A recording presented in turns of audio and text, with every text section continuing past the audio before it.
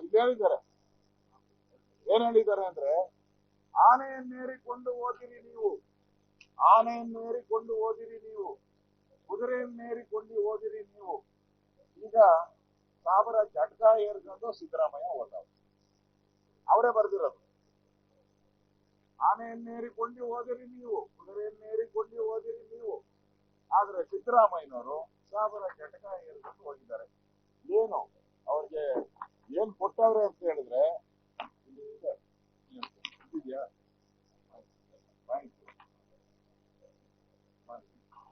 ಅಲ್ಪಸಂಖ್ಯಾತರ ಮುಖ್ಯಮಂತ್ರಿ ಅಲ್ಪಸಂಖ್ಯಾತರ ಕಾಲೋನಿ ಅಭಿವೃದ್ಧಿಗೆ 1,000 ಕೋಟಿ ಅದರಲ್ಲಿ ಕೊಟ್ಟಿರುವಂತದ್ದು.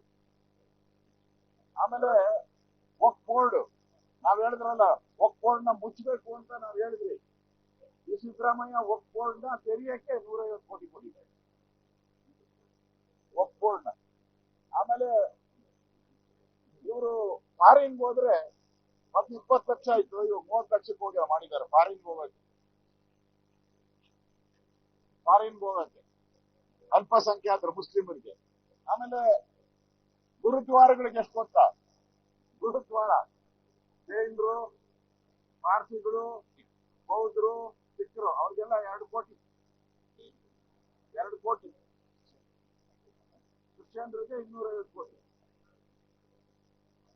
ಅಂದ್ರೆ ಇದೊಂದು ರೀತಿ ಸಿದ್ದರಾಮಯ್ಯನವರು ಓಟಿನ ಋಣ ತೀರ್ಸಕ್ಕೆ, ಮುಸ್ಲಿಮರ ಓಟಿನ ಋಣ ತೀರ್ಸಕ್ಕೆ ಓಟಿನ ಬಡ್ಜೆಟ್ ಅಷ್ಟೇ.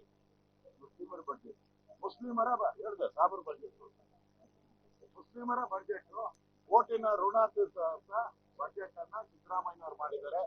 ಎತ್ತಿನ ಹೊಳೆಗೆ ಹೇಳಿದ್ದಾರೆ, ಎತ್ತಿನ ಹೊಳೆಯನ್ನ ಕಂಪ್ಲೀಟ್ ಮಾಡಲಾಗುವುದು. ಹಣ ಎಷ್ಟಿಟ್ಟಿದ್ದಾರೆ ಏನು ಹೇಳಿದಾರ?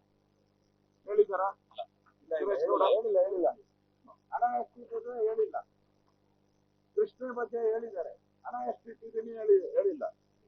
ನೀರಾವರಿಗೆ ಏನು ಹೇಳಿಲ್ಲ ಅವರು. ಆಮೇಲೆ ತುಂಗೆಗೂ ಇಲ್ಲ,